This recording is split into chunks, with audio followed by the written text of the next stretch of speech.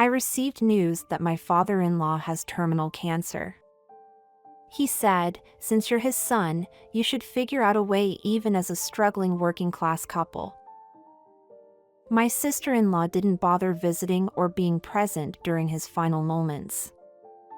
My father-in-law had something he desperately wanted to give me, but when he handed it over, I was handed something outrageous. Furthermore, my father-in-law said the following: "There's one more thing that I've been hiding from you. My name is Linda, and I'm 45 years old. I have been working as a part-time employee since my younger days. At a caregiving facility, I became a full-time employee a few years ago, and I have been working there ever since. James and I grew closer after he received guidance during his early days, and we eventually got married after an office romance. My husband James and I grew closer after he received guidance during his early days, and we eventually got married after an office romance. And our only son is now a university student living on their own. They have become independent and I have fully dedicated myself to my work now. My mother-in-law passed away a few years ago due to cancer. Then, one day, we received the news that my father-in-law also had terminal cancer, which was inoperable. I wonder if our family has a cancer-prone lineage. I should be careful too. I listened to James murmuring like that, and we headed to the hospital. Wait, where's my sister? Seriously, again? I listened to James murmuring like that. We met up with my father-in-law and entered the examination room to hear what the doctor had to say. Even though my sister-in-law Karen had been informed in advance by both James and me, on that day, she didn't show up for the doctor's discussion. When we later checked, we found that Karen had actually replied to the message. I couldn't believe my eyes as I saw that. Why do I have to go and hear such things? When we later checked, we found that Karen had actually replied to the message. Just leave your sister alone. It's pointless to say anything to her. Even so, your father-in-law is important. Maybe your sister-in-law just doesn't fully understand the situation. Even though my sister-in-law Karen had been informed in advance by both James and me, on that day, she didn't show up for the doctor's discussion. No, it's inconvenient for you to come all of a sudden. But Karen didn't let me into the house. Do you understand the reason for my visit? If so, at least listen to what I have to say. Perhaps it happened to be her day off today, but I could hear Karen's husband's voice from behind her saying, "Just send that person away quickly."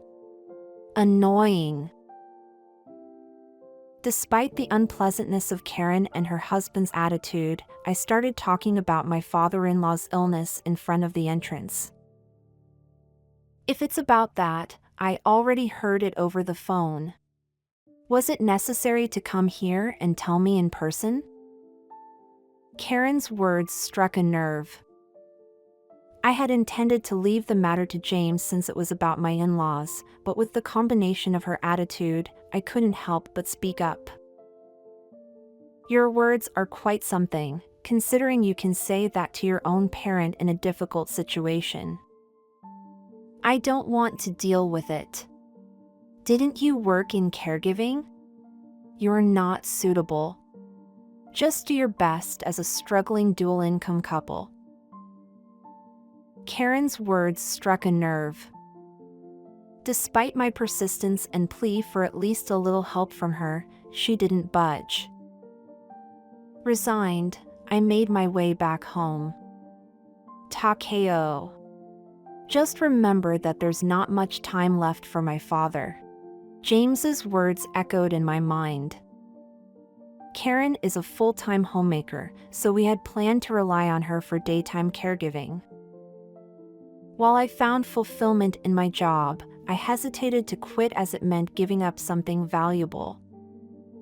However, with Karen rejecting the caregiving responsibility, that option was becoming precarious. That night, I found myself discussing it again with James. If Karen and the others won't participate in caregiving, it means we, as a couple, have to take care of it ourselves, right? I implicitly conveyed my intention to James that I wanted to take turns and participate in caregiving. Then James's eyes wandered, and he said, "Linda, I'm sorry. I don't intend to burden you with my father's caregiving, but if I also become fully occupied with that, we'll be in financial jeopardy. I support our household financially, so can't we find a way to rely on others?"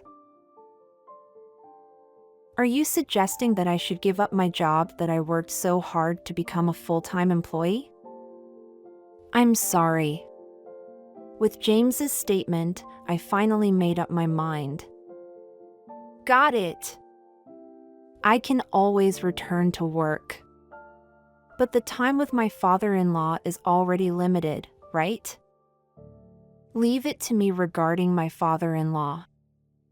The next day, I explained the situation to my boss and offered to resign at the end of this month. And so, the caregiving for my father-in-law began.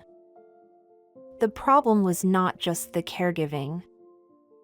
We took on the caregiving responsibilities and it put us in a financial bind.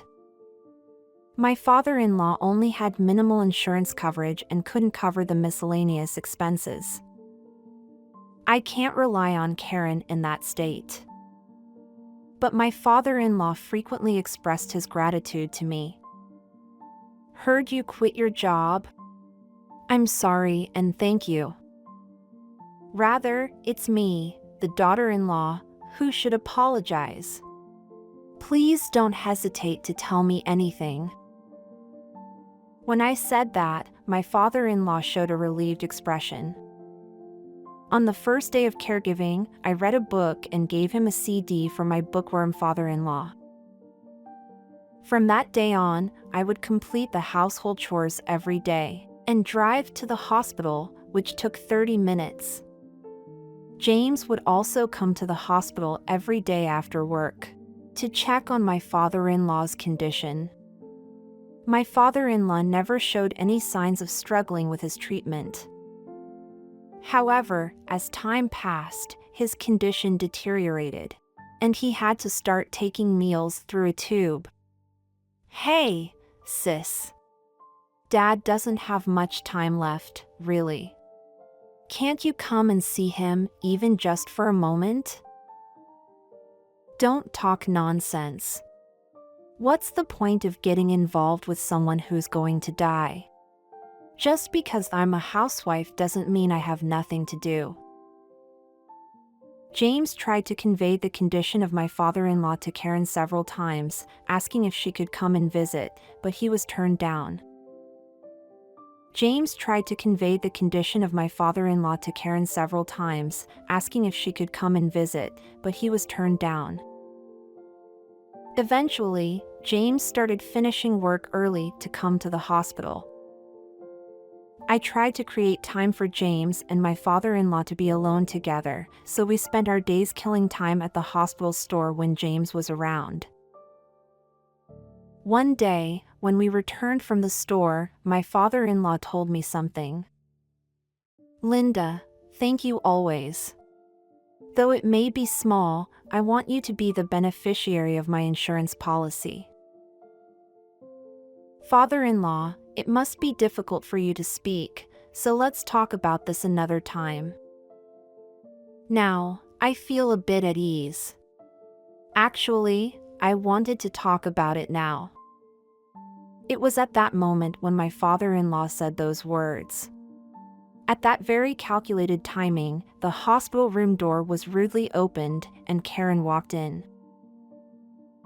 Wait a minute. I can't allow someone else to be the beneficiary of the insurance. I absolutely won't let it happen. Fine. Can I leave only this insurance for Karen then? More easily than I had expected, my father-in-law yielded to Karen's words. I wasn't coming here for the money, but honestly, I thought Karen was being audacious. However, apart from the insurance money, let's give everything else to you and James as a couple. If Karen promises that she won't do anything for you and James in exchange for receiving the insurance money, then that's fine. What are you saying? That's more than enough. Besides, there's no other substantial property anyway, so I'll give everything to my brothers. Karen, who was supposed to have come to visit, left these words behind and quickly went home. As I watched Karen's back as she left, I couldn't help but feel puzzled and bewildered about why she had come to visit at this timing. James and the others were laughing in a strange manner. While James was understandable, it was surprising to see my father-in-law laughing so innocently. It was somewhat unexpected. Karen fell for it completely, James said.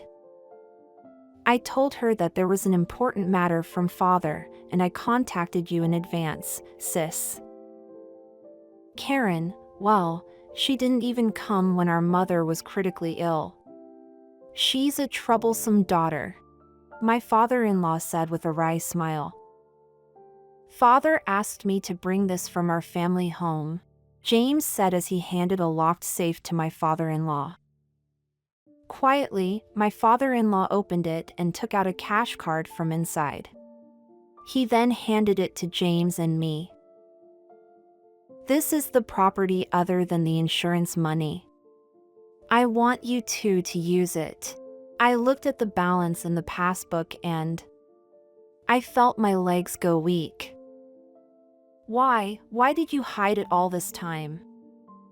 I didn't have any money, and I didn't want to burden you both even more. I didn't want Karen to find out by us suddenly spending lavishly. After saying that, my father-in-law took a moment to catch his breath. I wanted to give it to Linda, who took care of me despite my limited time left. Of course, since he's the eldest son, I had always planned to pass it on to him from the beginning. Linda, thank you so much for being with me. As I listened to my father-in-law's heartfelt words of gratitude, my eyes welled up with tears. We had no reason to refuse, so we accepted the passbook from him. Soon after, my father-in-law's condition deteriorated even further. We informed Karen, but she never came to visit. As my husband and I watched over him, my father-in-law suddenly opened his eyes. We have something important to tell you. Actually, there's one more thing I've been keeping a secret. Determined not to miss my father-in-law's final words, we approached him closely. In truth, my father was a famous writer. I was born out of wedlock, so nobody knows. Gradually, within my father-in-law's words, there was a quiet, strained breath mixed in. My writer father left me a considerable fortune. My father-in-law mustered his last bit of strength and handed me a piece of note paper. On that paper, an unfamiliar address was written. However, it was evident that it was a town where affluent people resided. When I fall asleep, go to this place. They will surely welcome you. With those words, my father-in-law closed his eyes slowly and peacefully drifted off to sleep. Until the end, Karen didn't participate in his care or assist with the funeral arrangements. However, later on, when Karen found out that we had inherited a substantial fortune, she became furious. She broke the promise she made with my father-in-law and stormed into our home. This thief! It's not too late even now, so share it with us.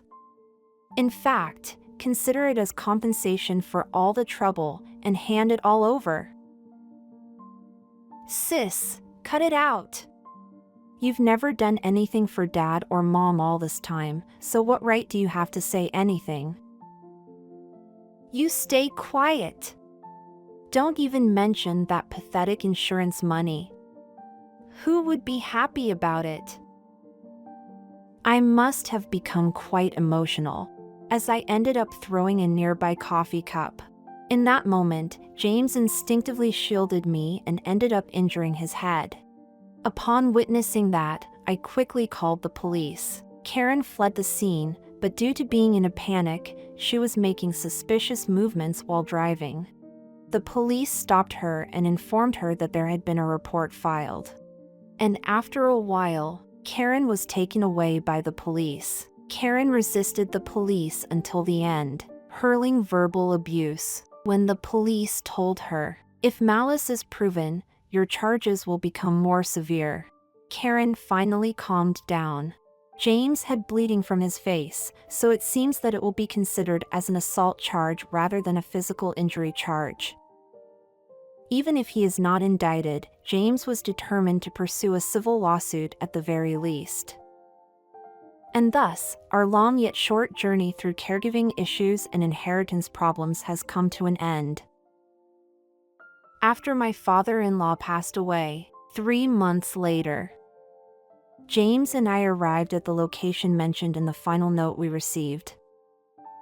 At that place, there stood a magnificent mansion. When we rang the doorbell, a woman came out from inside, and she escorted us to the living room. The woman explained that this mansion had belonged to my father-in-law. This person had been working as an assistant while my father-in-law resided in this house, and she has been entrusted with the management of the mansion on a regular basis. After giving us a tour of the house, the assistant said, "This is from your father-in-law," and handed us an envelope before leaving. Seems like something out of a drama, doesn't it? I said, exchanging glances with James. When we opened the envelope, inside was a letter. The letter consisted of about 2 pages, and to summarize its contents, it stated that we were free to do as we pleased with this mansion. If Karen were to find out about this, we were uncertain about what she might do, so we firmly pledged to keep it a secret from Karen. After that, I returned to work. Perhaps due to the shortage of caregivers, I have been surprisingly welcomed by my colleagues, which makes me happy. As for that house, we currently have no plans to use it as our residence. We intend to cherish it as precious memories with my father-in-law and protect it together.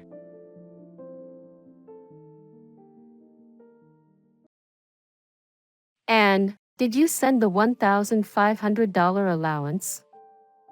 When I went to the apartment, my mother was in a terrible state. Dan's face turned red, revealing his anger. He was usually calm, so I couldn't hide my surprise. We have no money, the electricity and water have been cut off. She said she didn't want to worry me, so she kept quiet. And what happened to the $1,500? Tell me the truth. My husband, Dan, seemed concerned about his mother and was not thinking clearly. It seemed that his mother hadn't eaten either and looked worn out. However, I couldn't believe it and told Dan, "Have you looked at your mother's bank book? You'll understand everything if you see it." I showed my husband the bank book, and he started trembling. What's going on? Is it possible that my mother? No way, it can't be. My name is Anne. I work at a publishing company. Ever since I joined as a new employee, I have been looked down upon for being a woman. I was determined not to lose to men, and worked desperately, tirelessly. It wasn't until I turned 38 that I finally got assigned a project of my own. While my subordinates were getting married and leaving one after another, I would boast, I live for my work. I enjoyed my job, and it gave me a sense of fulfillment. In my younger days, I used to say that I wanted to get married by the age of 40, but honestly, that didn't matter to me anymore. I had my work. Every time I attended weddings of people around me, I would remind myself of that. First, I focused on my career, and it was painfully devoid of any romantic encounters. Every single day, it was just commuting between home and the office. I would start my day early, grabbing a cup of coffee at the office, and return home late after overtime, when it was already pitch dark outside. But once I arrived home, changed out of my suit into comfortable clothes, and enjoyed that refreshing feeling while sipping a beer, I started thinking, who needs marriage anyway? During that time, I met a business partner named Dan. We were assigned to work on a project together. Dan was incredibly competent, and I respected him. Naturally, our relationship as work partners developed. Would you like to grab a meal together? Yes, absolutely. Even during our meals, work topics dominated our conversations. We started seeking each other's advice, and gradually began having meals together, on multiple occasions. Initially, our discussions revolved around work, but naturally shifted to discussions about our families. We talked about our mothers, fathers, and the environment around us. I learned that Dan's parents divorced when he was young, and his mother raised him on her own. His mother apparently had aspirations of becoming an actress or a model in the past. He started sharing these stories with me. Before I knew it, I found myself sharing about my parents' divorce, and how my father raised me alone. It was something I had never shared with anyone before. I don't want to burden my mother, who supported me even through university, with financial troubles anymore. I understand. I feel the same way. I'm truly grateful to my father, and I always want to repay him with filial piety. Perhaps it was because our situations were similar, or maybe it was Dan's kindness and good nature. I started opening up my heart. Dan also shared something else with me. My mother went through a period of deep emotional distress when she incurred a significant amount of debt. She still has some remaining debts, and we are paying them off together. Dan's mother fell victim to a fraud scam around the time Dan started working. She was deceived and lost a large sum of money. Dan learned about this and has been providing her with a monthly allowance of $1,000 ever since. I was deeply moved by his kindness.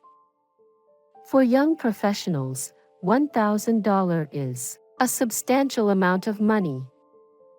The fact that he was sending that to his mother every month left me in awe. I also didn't want to burden my father anymore. I strongly felt the need to repay him and show my gratitude. Could I also contribute to repaying that debt? Let me help. Ha! It was a spontaneous remark driven by emotions. Looking back now, it might have been a complete, reverse proposal. Maybe it was due to our age, but it didn't take us long to start considering marriage. However, with both of us being busy with work and finding fulfillment in our individual lives, we couldn't take that step towards marriage. But my words seemed to have struck a chord with Dan. And, will you marry me? He proposed to me, and yes, let's repay our parents' kindness together. Let's create a happy family," I answered. And so, Dan became my husband, and our married life began. He encouraged me to continue working, and my career was going well. Both our personal and professional lives were thriving. There were times when I had to work late, and Dan would cook dinner for me. We had the mindset that if one of us took care of the household chores, it would be sufficient. Together, we built a new family dynamic and supported each other. Initially, Dan was considering living with his mother, as he was worried about her. I agreed with the idea, but his mother said, "Enjoy your time together as a couple." So, we rented an apartment nearby, ensuring that we could be there quickly if anything happened, and be readily available. The financial support that Dan used to provide before we got married increased to $1,500 per month. We both agreed on this amount and sent it to his mother regularly. I also wanted to give something back to my own father, perhaps a trip or a small gift.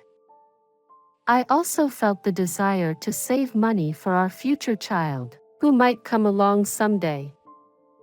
But for now, our main concern was Dan's mother. We continued to support her financially, working together as a team. Immersed myself in my work every day, just as I did before. One day, upon returning home from work, Dan suddenly said to me, "Anne, did you send the $1,500 allowance?" When I went to the apartment, my mother was in a terrible state. Dan's face turned red, revealing his anger. He was usually calm, so I couldn't hide my surprise. "We have no money, the electricity and water have been cut off." She said she didn't want to worry me, so she kept quiet. "And what happened to the $1,500? Tell me the truth." My husband, Dan, seemed concerned about his mother and was not thinking clearly. It seemed that his mother hadn't eaten either and looked worn out. However, I couldn't believe it and told Dan, "Have you looked at your mother's bank book? You'll understand everything if you see it." I showed my husband the bank book, and he started trembling. What's going on? Is it possible that my mother? No way, it can't be. Since the passbook had a record of the $1,500 transfer, it was evident that I had been sending the allowance properly. However, there were also some records in the passbook, and Dan seemed to realize the seriousness of the situation. It was understandable that he was distraught. I had also recently discovered something, and when I first saw it, I was deeply shocked. But little did we know that we were about to face an even greater shock. It all started with a phone call. The person on the other end was my father. He occasionally called me to check up on me, and during that phone call. By the way, recently, I saw Dan's mother. Upon hearing my father's words, I felt a chill run down my spine. You know that luxury apartment building near the station? I saw Dan's mother coming out of there. She was dressed casually. I thought she might be living there. Well, who knows, ha ha ha. I told my husband about what my father had said, and he immediately called his mother. However, no matter how many times he tried, there was no answer.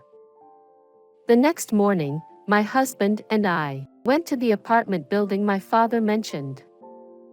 It seemed to have more than 20 floors, an ultra-high-rise building, with marble floors in all the corridors. It looked undeniably luxurious. As we waited there for a while, surprisingly, his mother came out from there. She was humming a tune and skipping.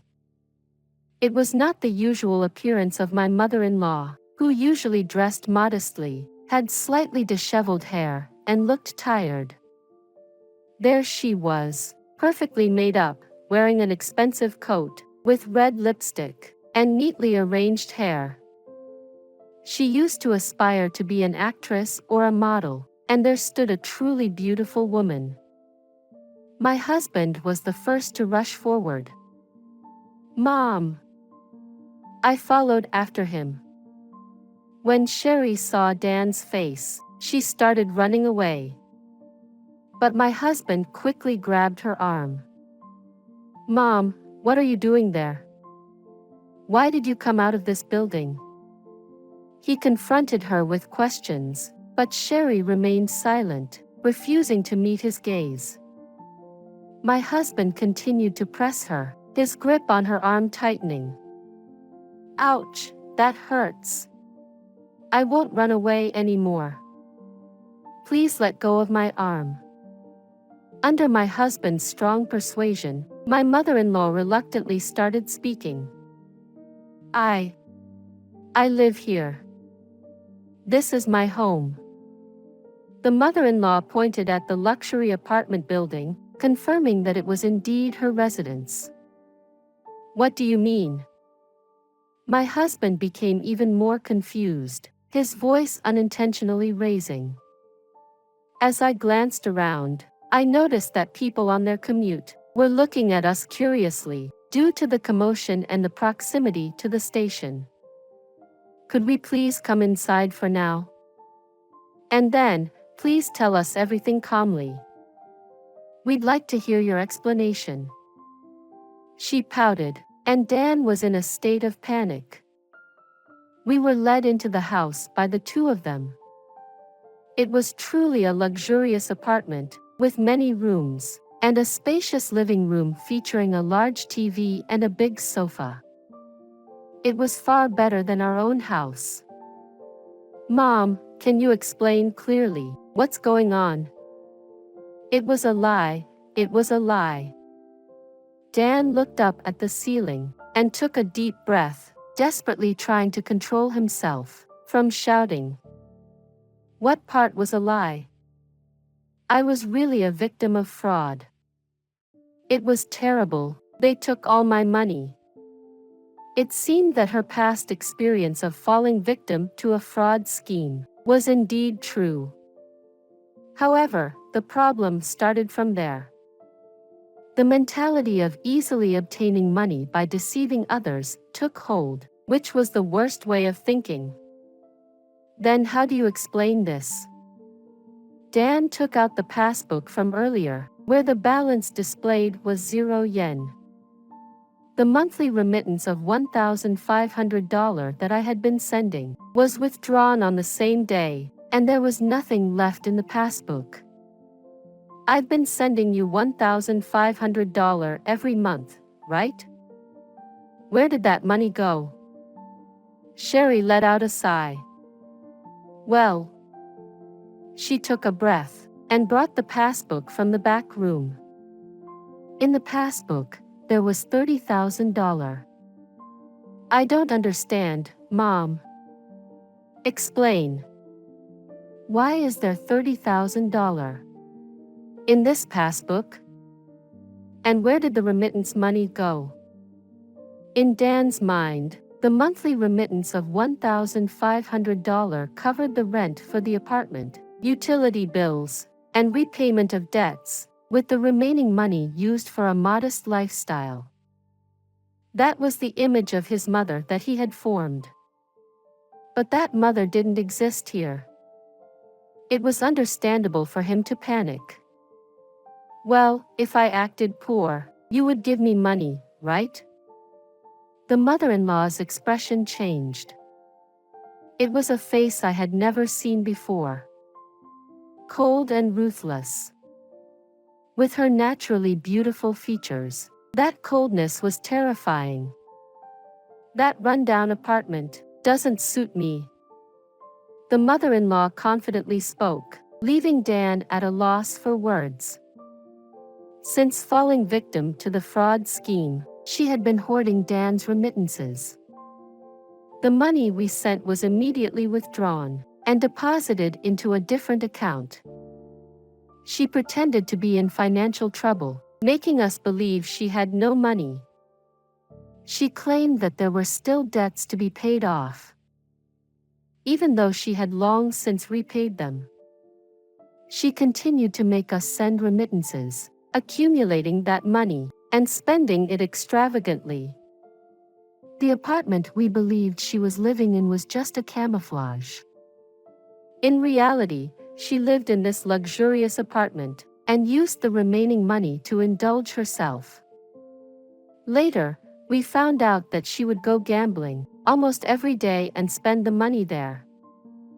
To add to the surprise, the story about my father-in-law having an affair and getting divorced, which she had been telling us all along, turned out to be a bold-faced lie. The divorce was apparently due to Sherry's promiscuity and reckless spending habits. If I acted poor, my friends would lend me money. You see, I wanted to be an actress, and I'm good at acting. She said it shamelessly, without a hint of remorse. Indeed, she was good at acting. I never imagined Sherry to be this kind of person. Pay back all the money you borrowed from people, and we will collect the rest. Ha! That money is mine. Besides, if I don't have money, I can't live in this apartment. I will never pay it back. Then we will cut ties with you. You have no idea how much we struggled to send you remittances. Enough is enough. Wait, Dan. Don't cut ties with me. I promise I'll return all the money. Okay? As soon as the words, cut ties, were mentioned, Sherry immediately panicked. It might be another act, but it seemed like she still wanted to maintain the parent-child relationship with her son. Sherry, please don't think about running away. If you try to escape, we have ways to find you. Remember my father's profession? I inserted a sharp reminder, and Sherry's face turned even paler. In truth, my father is a lawyer.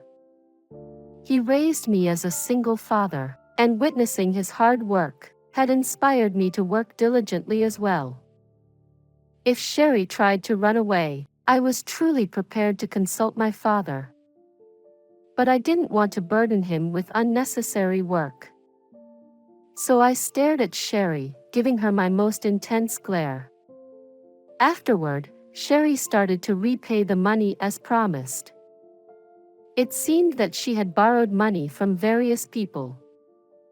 She seemed really distressed and said she didn't have enough money for this month's groceries, so I lent her $100. Was she lying? She said her water supply would be shut off this month, so I gave her $200 to help with her living expenses. Is she deceiving me? Upon learning the true reasons, people were utterly appalled. Although Sherry did repay her friends, negative rumors spread quickly. Nobody seemed to be concerned about Sherry anymore. Instead, they distanced themselves from her. We also decided to keep our distance and stopped providing financial support. Sherry now lives in a rundown apartment, working part-time. She is on the brink of having her water supply shut off for real. People's personalities don't change that easily, and Sherry continues to have conflicts, both at work and in her relationships, often leading to job terminations. She has been moving from one part-time job to another, living an unstable life. Currently, she looks worn out and in poor condition, but it's a result of her own actions. Regarding the incident, when Dan yelled at me after seeing the bank book and accusing me of not sending money, He later apologized to me. "I'm truly sorry, Anne. I doubted you even though you were faithfully sending money to my mom. I shouldn't have done that." Indeed, when Dan saw the bank book, he immediately suspected and yelled at me. While it was shocking, I understood that it came from his concern for his mother. Although Dan is usually gentle, I didn't resent him at all for being able to get angry on behalf of someone important. He truly believed in his mother. It pains me to think about Dan's current feelings, betrayed by his own mother. I am genuinely worried about Sherry living alone in the apartment. However, for the sake of Sherry as well, we had decided to observe from a distance for a while. And we returned to our normal life. The $1,500 that I used to send as support turned into savings, as I had hoped, to repay my father and for the future of our child. After several months passed, and the savings started to accumulate, as if in perfect timing, God blessed me with a new life growing inside my belly. I was filled with happiness. I, who used to be so focused on work, decided to quit my job and dedicate myself to childcare. Having witnessed numerous retirements due to marriage at my workplace, I received even more blessings and well wishes from people who saw me off on my retirement. Our child grew healthy and strong, and our family of 3, with a loving husband and adorable son, never ceased to smile. My father seemed incredibly delighted to have a grandchild, and he started visiting our house more often. "And, are you happy?" "Very much. He always worries about me and says such things." And now, I'm at the airport, waiting for Dan, who is going through the boarding process. "Sorry to keep you waiting. Shall we go?" "I'll carry your luggage, Greg." It was a dream trip with my father, a journey abroad, with my father, son, and husband. The 4 of us, to show our gratitude to my father, were about to embark on this trip. "Let's go, Grandpa. Come with us." Ha ha ha. I glanced at Dan and exchanged smiles. We left Japan with joy, determined to never betray the smiles of our precious family. Learning from the lessons taught by Sherry, I will always protect the smiles of my family.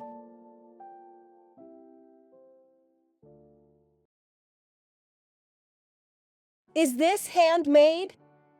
Are you making fun of me? Handmade is nothing more than garbage. Who wants this garbage? I gave my sister-in-law Rose handmade baby clothes as a baby shower gift, but she threw them away, calling them less than garbage.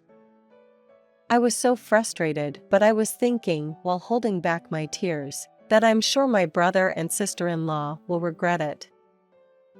I am Judy. I'm in my 30s and single. I have 2 siblings, an older brother Mark and a younger brother Jory. Mark and I are far apart in age. Jory is close in age. My parents died when Mark was a high school student and Jory was in a 1st grade of elementary. Our house, because of a contract, when my father passed away, we were no longer obligated to pay the mortgage. We were fortunate to be able to continue to live in the house. I think this was really important. My relatives were worried about Jory, who is still young. They suggested sending him to an orphanage, but Mark said, "I will raise him myself. If I can't do it, I'll think about it." He refused their suggestion. He thought he didn't want the 3 of us to be torn apart, and he couldn't bear to lose any more of his family. I'm so impressed with his great determination. I, on the other hand, am a very shy person. I couldn't talk about my feelings very well when I was a child. Even as an adult, I have not been able to improve. Now, I work from home and live alone in my parents' house. I have many happy memories of my parents and memories of working hard with my brothers. That's why I love and cherish that house. It is an old house, so regular maintenance is important. As a single person, I feel it is my duty to protect it. My brothers have offered to take care of it, but I have refused their offers. I am the only one who pays for repairs. They are married and have moved out of the house. But they live only one station away from me, so we have a lot of interaction in our daily life. We are still good brothers and sisters. Anyway, since they are both married, we can't see each other just for the sake of being brothers. And there was another reason why I couldn't visit him easily.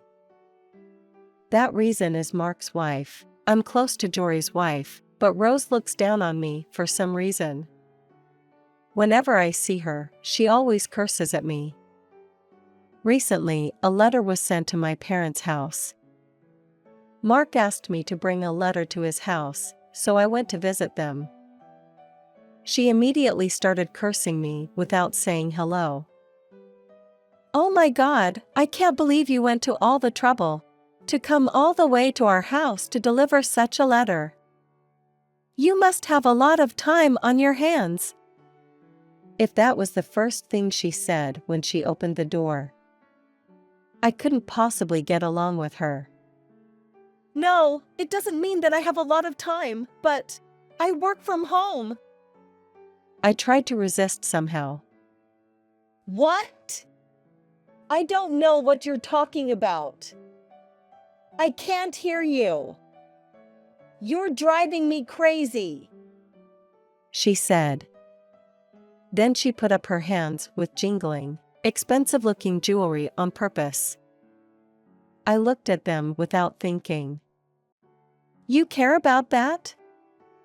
Well, you can't afford it, can you?" She continued her words with a giggle. "I went to see Karen the other day.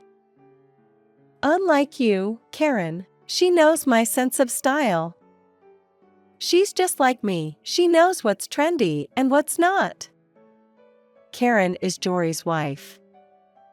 Karen gets along well with me and her. She works at a clothing store. It's a luxury brand, so she likes it. Rose doesn't have a job. Her jewelry is paid for by Mark's hard work, but he is a saver. He doesn't like fancy things. Neither do I. It's not that we don't have the money to afford it. It's a matter of taste. And yet she wears luxury brand clothes and jewelry. It's none of my business, but I can't shake the feeling of discomfort. And even though I work from home, I'm independent and I've never bothered her at all. So why do I have to be made fun of so often? I really had no idea. But my brother was in love with his beautiful wife. When they got married, "I am so happy that my beautiful girlfriend, who is out of my league, chose me," he said so happily. I'm a very shy person, and when I think of my brother, I always hesitate to say something back to him. "Have you finished your errands? I'm meeting a friend now, so please leave soon." She was dressed more extravagantly than usual. I can't believe she was dressed like that to hang out with her friend. I'm sure her friend is the flamboyant type as well. I bowed my head to tell her I'm done, and went home. Even after I got home, I was still bothered by her attitude.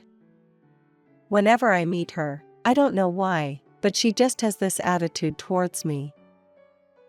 But my brother brought me to this point. After my parents died, I was in his debt.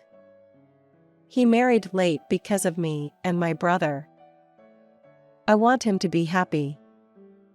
That's what I always wanted. That's why even though I know her other side, I only see her once in a while.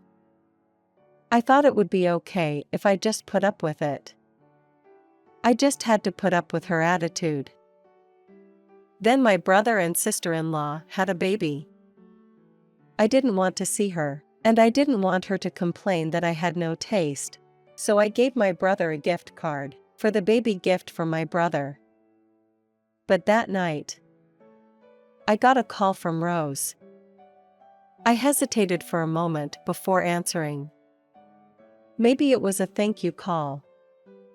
I had such a faint hope. I answered without being prepared. A gift card? Are you kidding me? Bring me something better. What?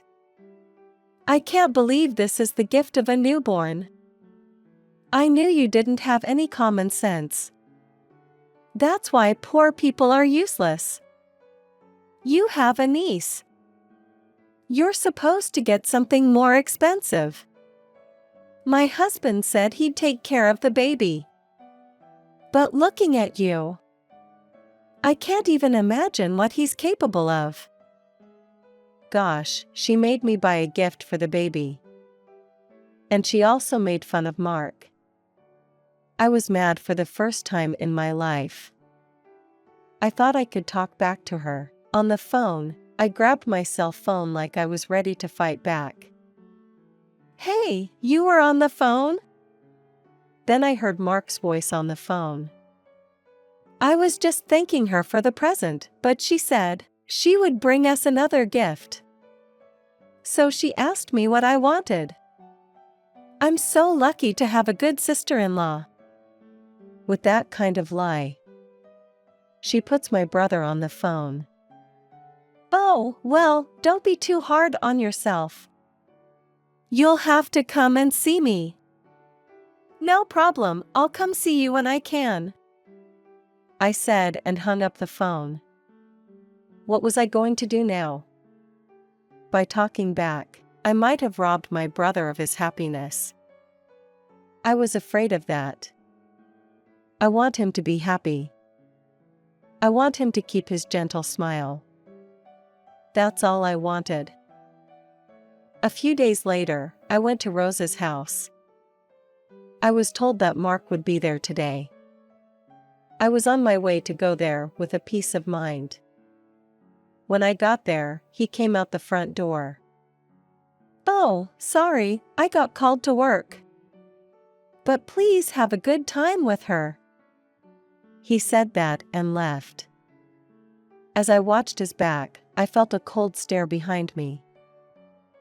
And the nightmare began. Roses had received a baby gift from Karen on another day. She bragged about it with satisfaction. She also kept complaining that the gift certificate I gave her was not good enough.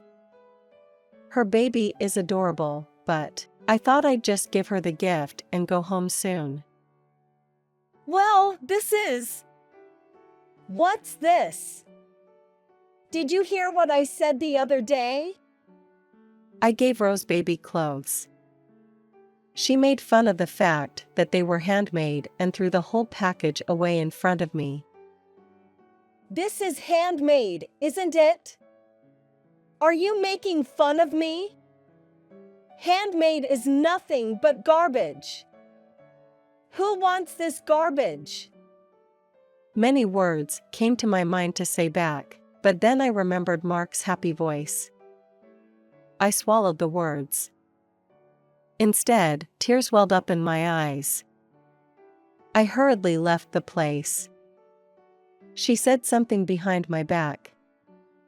But I couldn't listen to them anymore. After that, I was often out of touch with him. Partly because he was busy. But also because I didn't contact him. Then, after a while, I got a call from Mark.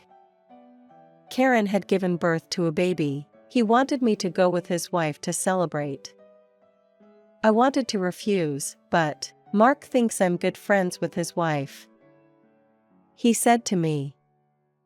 I am worried about letting her go alone with the baby. I want you to go with her. I had no choice but to agree. By the way, he and Jory were at work, so they were going to meet me later. So I went with his wife to Jory's house to celebrate. Because of the trouble I went through last time, I had prepared a slightly larger gift certificate as a congratulatory gift for Karen. I had planned to get baby clothes for Jory's baby, but after the incident with Rose, I changed it to a gift card. To be honest, I wanted to leave as soon as I gave her the gift. But my brothers are coming over later, so I can't leave before them. I want them to come as soon as possible. I don't want anything to do with her. That's what I thought. She kept talking to me on the way. If she doesn't like me, why doesn't she just leave me alone? You didn't bring any homemade baby clothes again, did you? Maybe because there were people there. She kept making sarcastic remarks in a low voice, as if she was mocking me. For the rest of the day, I thought she was still looking down on me. I was not in the mood. With this feelings, when we got to Jory's house, I saw something I never expected to see. Is this yours? I recognized that because the paper bag was so cute. It was a baby outfit I had made. That day I gave the baby gift to Mark and his wife. She also visited them to pick up something she had left behind. She brought it back without thinking. She thought about asking my brother and sister-in-law for permission. She wanted to ask Rose's permission, but Karen thought that something had happened between Rose and me, so she was going to bring it back at the first opportunity. I was surprised to see the baby clothes Karen had brought. Rose, on the other hand, was surprised to see that Karen had brought baby clothes from Rose's place. What are you doing with all this junk? I asked her, and as usual she looked at me like I was an idiot. But the next thing Karen said was, Rose's color changed. What are you talking about, garbage? It's such a waste to throw it away. It's such a luxury item. A luxury item? Right, it's Judith's work. Isn't that what it should be? Karen says that the baby clothes she threw away as trash are luxury items. Rose didn't seem to have caught up with her understanding of that. She wrinkled her forehead. You are a fashionable lady, but didn't you know those baby clothes were luxury goods? I could tell from the paper bag, you know. I thought you just didn't like them, but I can't believe you didn't know. What? What are you talking about? How can baby clothes be made by such an idiot as be luxury clothes? You're wrong. You're so wrong. Rose laughs. Karen sighs in disgust. Then Karen starts to tell Rose about me. I'm the owner of an online store that sells handmade clothing. Karen pulled out her phone and showed Rose the website I run. Rose turned to me with a startled look on her face. She obviously knew the site existed, but she did not know that I was going to run it. I thought you knew. Rose is shaken by what Karen said and seems that can't say she knows now. While Rose couldn't say anything, Karen turned to me and said, I heard that Rose didn't want these baby clothes, so I was wondering if I could have them. Rose had thrown the clothes away, and I thought no one would wear them. If Karen wants to use them, I would be more than happy to let her use them. I nodded my head happily. Then Karen smiled and looked so happy and said, Thank you so much. I'm so happy to receive such a luxurious gift. and she expressed her happiness. Unlike Karen, Rose's face was filled with anger. And then she did the unthinkable. "They were given to me," she said, and then took the baby clothes from Karen. "Why didn't you say anything? You said you were just doing some work from home, and you were kind of unemployed." "I never said that." Rose just assumed that I was unemployed. I thought so and glared at Rose. "What's that look in your eyes?" She put her hand in the air. Just then, I heard the front door open. It was Mark and Jory coming in after work. Rose hurried to set things right. The situation was resolved. I looked at Karen and our eyes locked. And winked at me. I wasn't sure what to make of it. I gave her a wry smile, but she was probably just trying to help me out. After that, as if nothing had happened, the baby shower and dinner started, as if nothing had happened. Mark had no idea what was going on. He was happy talking to Rose. Seeing Mark like that changed my feelings. I held back and said nothing for Mark's sake, but I wondered if not saying anything was really for Mark's sake. I was conflicted. In the end, despite my worries, I began to get frustrated with myself for not having done more, and a few days later I got a call from Mark. We decided to meet for the first time in a long time. I was happy to see him, but it was obvious from the tone of Mark's voice that it was not a pleasant conversation. I hadn't seen Mark for a long time. He looked a little tired. As soon as I saw him, "Are you all right?" I asked him. Then Mark told me that he was going to divorce his wife. After the baby clothes, Mark had a talk with his wife. Rose opened up and started cursing me. He said he didn't want to say what he wanted to say because he was worried about my feeling. But considering what we'd been through, from Mark's point of view, Mark must have found it unbearable to hear. The reason why Rose started talking about it was Rose tried to sell the baby clothes she took from Karen. Mark thinks it was a gift from me, so he asked her why she was selling a baby shower gift, but Rose insisted she needed the money. But that wasn't enough to convince Mark. When he asked her about it more, she toured to bay. Rose had always been a spendthrift. Mark wanted to give her a comfortable life, so he gave her enough money. But he felt uncomfortable when Rose turned to bay and cursed at me. Then Mark investigated her using a detective agency, and he found out that she was spending the money on her cheating partner. "I'm sorry I didn't realize HR's true nature and caused repain all these years." "I'm sorry too. It's our fault. We delayed your marriage, didn't we?" "No, it's not your fault." "Well, but you were so happy when you got married. You had a baby and you looked so happy." I'm not very good at expressing my feelings. Whenever I try to express my true feelings, I can't help but cry.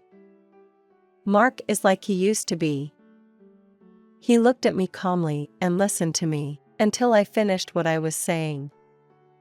After saying all that, "I wanted you to be happy with your wife.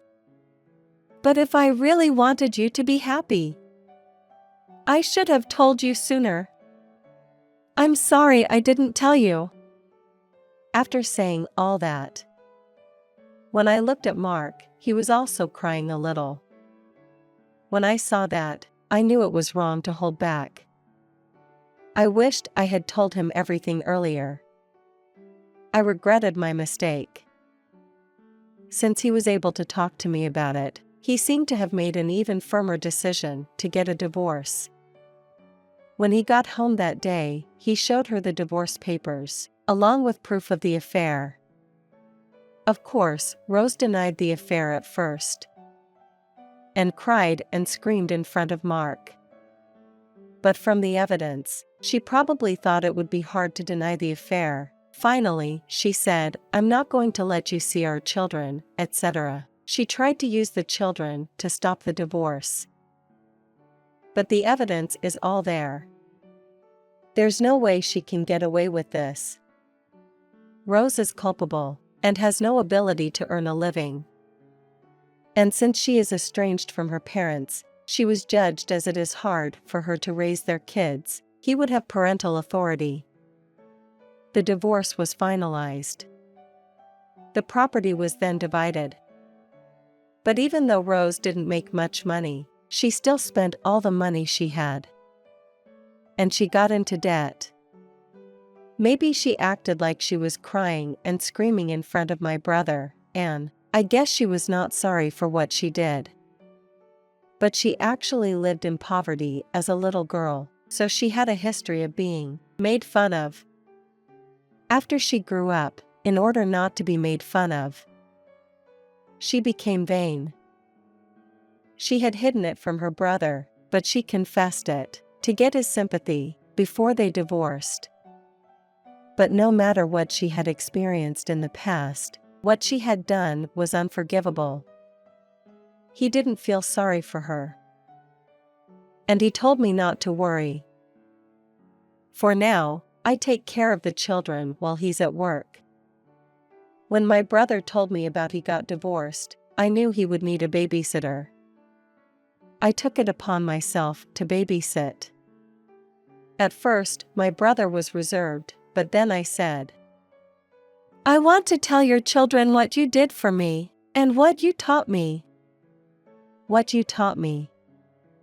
This time with tears of joy. He was so happy. Because of this incident, I want to be able to express my feelings. I've come to realize that sometimes I have to put things into words to take care of someone I love. And this baby girl, I want her to be able to express her feelings and think about the other person's feelings.